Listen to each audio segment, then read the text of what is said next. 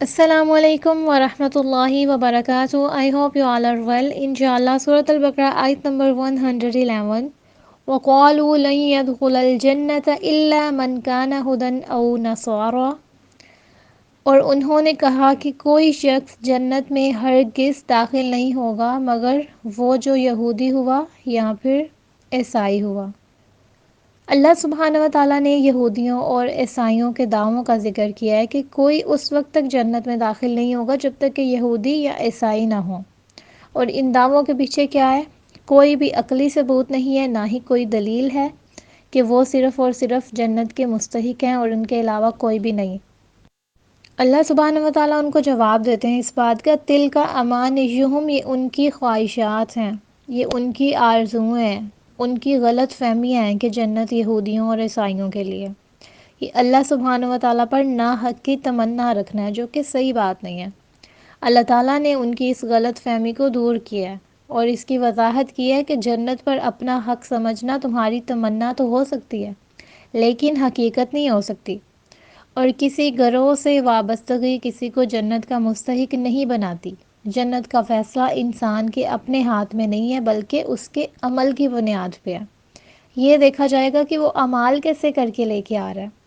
کیا اس نے کسی خاص کے ساتھ تعلق بنانے کی وجہ سے محض یہ سمجھ لیا ہے کہ میں اب جنت میں جاؤں گا؟ مسلمانوں میں بھی یہود کی طرح اپنے فرقے ہیں، اپنے گروہ ہیں، اور ان کے بارے میں یہ غلط فہمیاں ہیں کہ ہم جنت میں جائیں گے اور صرف جو ہمارا فرقہ ہے وہی جنت میں جانا، باقی سب تو ہیں جہنمی.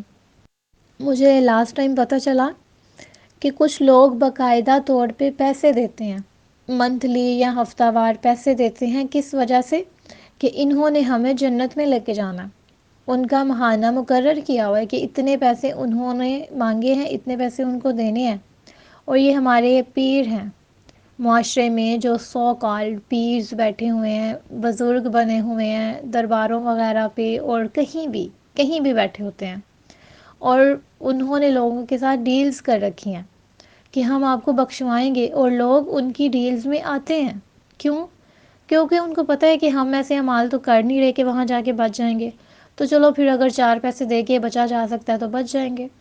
انہوں نے آخرت کو صرف کاروبار ہی سمجھا ہوا ہے کہ جو وہاں چاہے گا کسی کے ساتھ تعلق کر کے بچ جائے گا. نبی کریم صلی اللہ علیہ وسلم نے کیا کہا تھا؟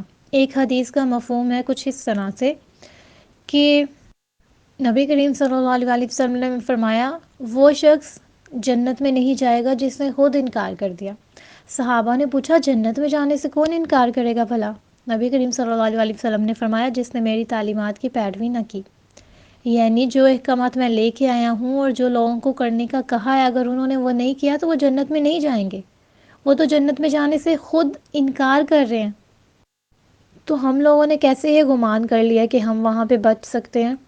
یہاں پر اعمال ہمارے صفر ہیں، یہاں ہم دنیا کمانے کے پیچھے لگے ہوئے ہیں، اور آخرت میں ہم کہتے ہیں ہمیں نبی کریم صلی اللہ علیہ وسلم تک بخشوا دیں گے.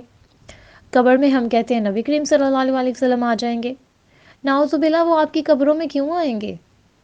اور آپ امیجن کریں ایک وقت میں پتہ نہیں کتنے لوگ فوت ہو رہے ہوتے ہیں کہ نبی کریم صلی اللہ علیہ وسلم ایٹ اے ٹائم سب کی قبروں میں موجود ہوں گے. نعوذ باللہ، یہ کانسیپٹ ہی کیسا ہے، سمجھ میں نہ آنے والا. وہ اپنی قبر میں آرام فرما رہے ہیں اور آپ چاہتے ہیں کہ وہ اٹھ کے آپ کے لیے آپ کی قبروں میں آ کے فرشتوں سے جڑا کریں، ان سے جھگڑا کریں آپ کے بارے میں. آخر کیوں جھگڑا کریں؟ آپ ایسے اعمال کر کے کیوں نہیں جاتے کہ آپ کو وہاں پر کچھ نہ کہا جائے؟ جب آخرت میں اور قبر میں کامیابی کے بارے میں سارا کچھ نبی کریم صلی اللہ علیہ وسلم بتا گئے ہیں، آپ اپنی زندگی میں ان کی تعلیمات پر عمل نہیں کرتے، تو ایسے امتی ہونے کا نبی کریم صلی اللہ علیہ وسلم کو کیا فائدہ جو کہ ان کی بات ہی نہیں مانتے؟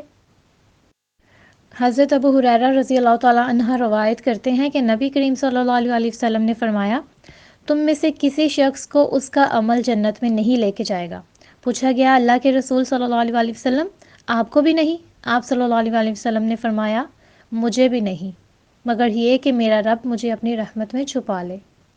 یہاں سے کیا بات پتہ چلتی ہے؟ یہ صحیح مسلم کی اوتھینٹک حدیث ہے.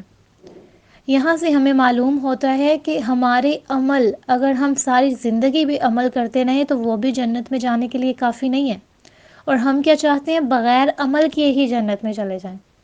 جنت میں وہ جائے گا جو یہاں پر اپنی پوری کوشش کرے گا، اپنے اعمال کو بہتر بنائے گا، اور اس کے بعد ان اعمال کی بنا پر اکڑے گا نہیں، تکبر نہیں کرے گا، غرور میں مبتلا نہیں ہوگا کہ میں نے تو کر لیا حق ادا، میں تو اب جنت میں جاؤں گا ہی جاؤں گا۔ نہیں، جب تک اللہ تعالیٰ کی رحمت کا آپ سوال نہیں کریں گے، اللہ تعالیٰ سے آپ اس کا فضل نہیں مانگیں گے، تب تک آپ جنت میں نہیں جا سکتے۔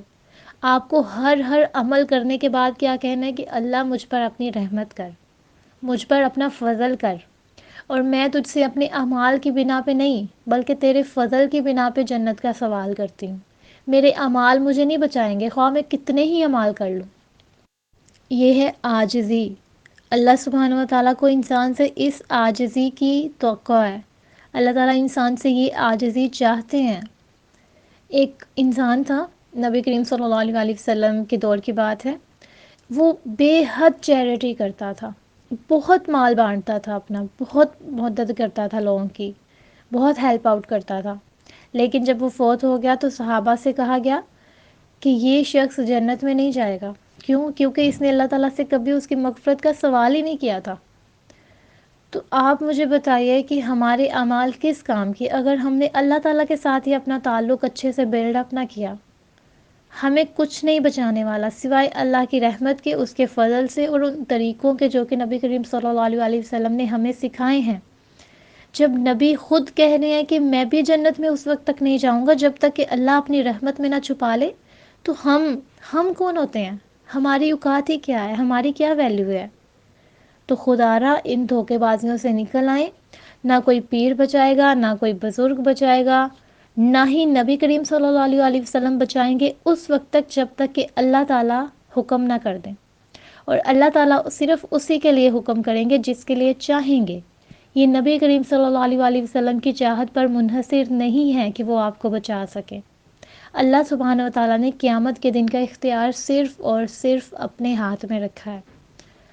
اللہ سبحانہ و تعالیٰ ہمیں محفوظ فرمائے حشر کی سختیوں سے اور قبر کی سختیوں سے۔ آمین ثم آمین۔ جزاکم اللہ خیرا۔